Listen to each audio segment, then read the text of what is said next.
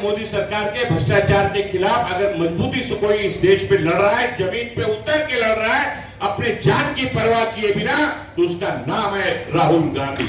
सवाल संजय दीना पाटिल के चुन के आने का नहीं है, सवाल इस देश को बचाने का है, देश के लोकतंत्र को बचाने का है, देश के संविधान को बचाने का है, देश के हिंदू, मुस्लिम, सिख, ईसाई, नौजवान, महिला, सबको ताकत देने के लिए इस देश को बचाने की लड़ाई लड़ना है, और वो कांग्रेस पार्टी लड़ रही है। हिंदुस्तान की आवाज में आप सभी का स्वागत है। मैं हूं आपका दोस्त मोहम्मद मुकीम शेख। आइए देखते हैं आज के मुख्य समाचार। मैं संजय की तारीफ कर रहा था कि संजय हमारा एक्सपीरियंस वाला है। पहला कांग्रेस था, कांग्रेस के सभी कार्यकर्ताओं को जानता है। राष्ट्रवादी में गया तो राष्ट्रवादी के सभी कार्यकर्ता नेताओं को जानता है। अभी शिवसेना में गया तो भी एक एक सभी नेता और कार्यकर्ताओं को जानता है और सबसे मिलता है, संबंध निभाता है। तो एक हमारे घर का, हमारे परिवार का सदस्य वो है, इसलिए हमको मजबूती से काम करना, और वो भी हमारी जिम्मेदारी है। महाविकास आघाड़ी का धर्म है ये, हमें काम करना है। कौन क्या करता है, क्या कहता है, उसके ऊपर बिल्कुल ध्यान नहीं देना है। कांग्रेस पार्टी आज पूरे देश में खड़गे साहब के नेतृत्व में, राहुल गांधी जी के नेतृत्व में इस देश को बचाने की लड़ाई आज लड़ रही है। आप सारे लोग गवाह हैं कि राहुल गांधी जी ने पूरे देश के अंदर घूम घूम के यात्रा के माध्यम से लोगों को जनजागृत करने का काम किया है। मोदी सरकार के चेहरे पे पड़े हुए निकाब उठाने का काम उन्होंने किया है। आज अगर मोदी सरकार के भ्रष्टाचार के खिलाफ अगर मजबूती से कोई इस देश पे लड़ रहा है, जमीन पे उतर के लड़ रहा है, अपने जान की परवाह किए बिना, तो उसका नाम है राहुल गांधी। हम कांग्रेस के कार्यकर्ता हैं, कांग्रेस के सिपाही। खड़गे साहब ये उम्र में, खड़गे साहब की आप एज देखें, उम्र देखें, लेकिन रोज 3-3, 4-4 सभाएं घूम घूम के वो कर रहे हैं। राहुल जी घूम रहे हैं, प्रियंका जी घूम रही है, कांग्रेस के सभी नेता घूम रहे हैं। अभी पहले फेज का चुनाव खत्म हुआ, मैं विदर्भा के दौरे पे जाके आया। विदर्भा में लोगों ने कहा, जहां जहां भी मैं गया मैंने वहां से रिपोर्ट निकाली, बात किया, लोगों ने कहा कि नसीम भाई कांग्रेस की लहर चल रही है विदर्भ में। बड़े बड़े जो तुर्रम खा वहां पर लड़ रहे हैं विदर्भा के अंदर, वो सबकी इस बार डिपॉजिट जाने वाली है, अगर ईवीएम में कुछ बदमाशी नहीं हुई तो। ये आप समझ लीजिए। लेकिन हमको वो ईवीएम सेट करने का काम करते हैं, ऐसा बहुत सारी जगह से अलग अलग बात आते रहती है, चर्चा होते रहती है। हमें उसके पीछे ध्यान नहीं देना है, हमको लोगों का दिमाग सेट करने का काम करना है, जनता को साथ में जोड़ने का काम करना है, और 10 साल के इनके काले करतूतों को, काले कारनामे को लोगों तक पहुंचाना है। आज देश का लोकतंत्र, आज बोलने की आजादी खत्म होती जा रही है। संविधान को कहीं ना कहीं बदलने की साजिश और कोशिश समय समय पे की जा रही है। 400 पार का नारा क्यों दिया जा रहा है, ये समझना होगा सबको बारीकी से।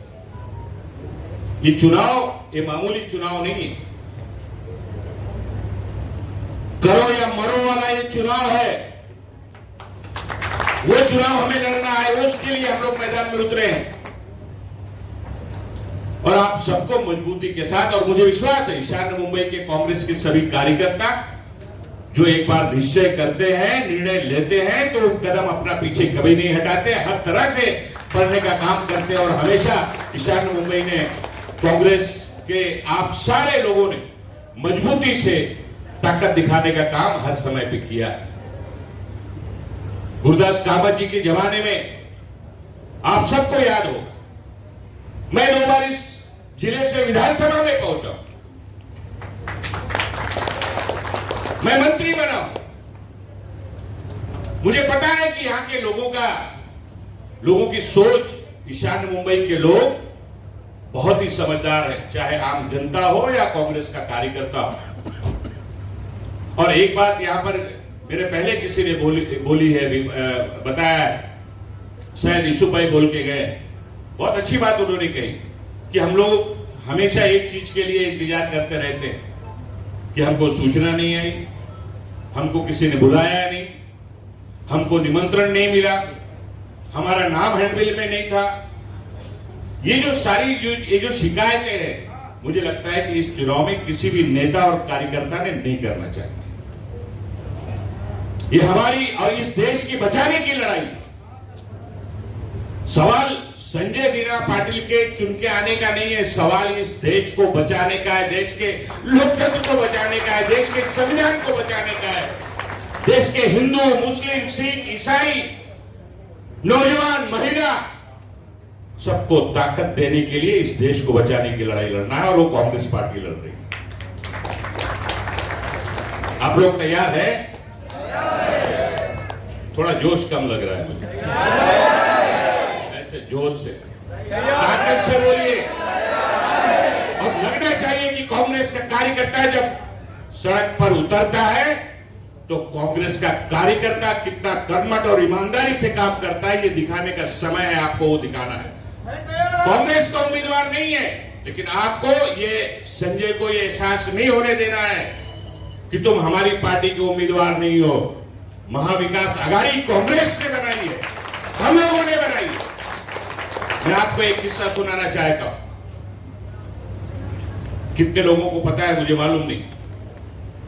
कांग्रेस के किसी कार्यकर्ता ने कभी सोचा था कि शिवसेना के साथ कांग्रेस के नेता, कांग्रेस के आला कमान गठबंधन कर सकता है? शिवसेना की विचारधारा, शिवसेना का काम करने का तरीका, कांग्रेस पार्टी की विचारधारा और कांग्रेस के कार्यकर्ताओं का काम करने का तरीका बहुत फर्क है। एक लेफ्ट जाता है, एक राइट जाता है, बहुत फर्क है हमारे और।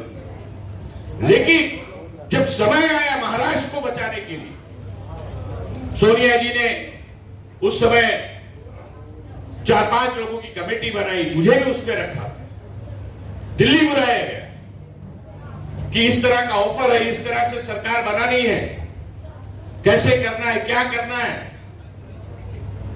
उस टाइम पर हम लोगों ने मजबूती से फैसला किया कि भारतीय जनता पार्टी को रोकने के लिए हम हर कदम में उठाने के लिए हमें तैयार रहना चाहिए, और उस समय फैसला लिया गया और महाराष्ट्र में सरकार बनाई गई, महाविकास आघाड़ी बनाकर। तो ये आज सवाल महाराष्ट्र का है, मुंबई को बचाने का है, महाराष्ट्र को बचाने का है और इस देश को बचाने की लड़ाई। तो इस लड़ाई में हम लड़ेंगे और जीतेंगे, ये संकल्प आप सबको करके जाना है।